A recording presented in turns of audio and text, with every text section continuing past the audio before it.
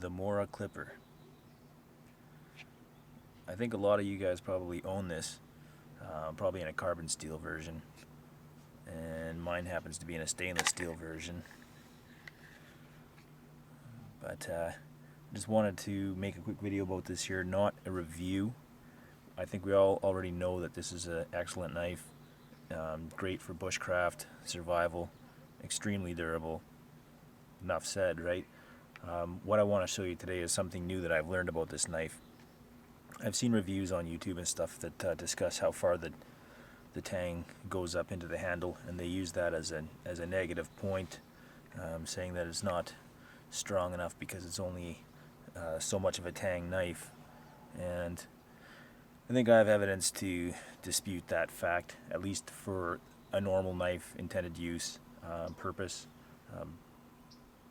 I know this to be a strong knife, guaranteed. I've used and abused these knives for years, and I've never had anything even close to a failure. Well, except one thing. It's not a failure. It was more of my own neglect that caused the problem, and that was with this knife here. And what happened was not something that you would experience in the bush. I was working with meat, pork I think, and this knife somehow got put back into its sheath and didn't get cared for properly for a couple of days or so. And when it did get cleaned, didn't matter what I did to it, boil it, bleach it, didn't make a difference. It keeps on getting this nasty oily sheen. I don't know if you can see, there we go. This nasty oily substance comes out. It's been at least a year now since this happened, and still if I clean it and put it away dry, the next day I take it out of the drawer, it's oily and wet. So I've decided I'm going to strip the rubber off. I mean, that was my own fault. I can't fault the knife for that.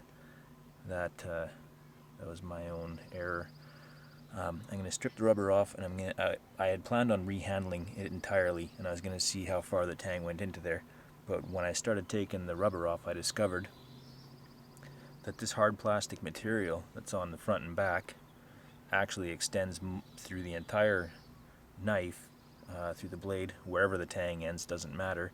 And this actually serves as the tang. I mean, this is a strong material. There's no doubt about that. And they've just bonded the rubber onto that. So what I've decided to do is I'm just going to strip the rubber off, and then I'm going to cord wrap the remainder of the blade in here, and that'll be replaceable, and I can use this for a bushcraft knife still.